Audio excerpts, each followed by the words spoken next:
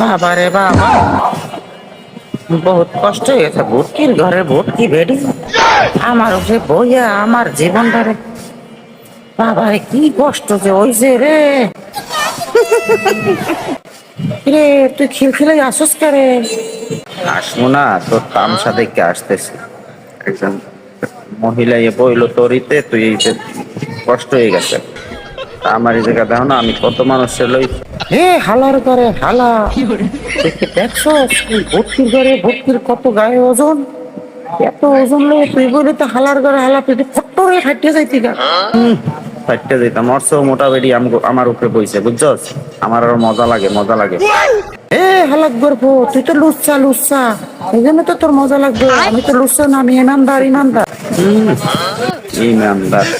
যে কোন ইমানদার সেটা আমি ভালো করে জানি।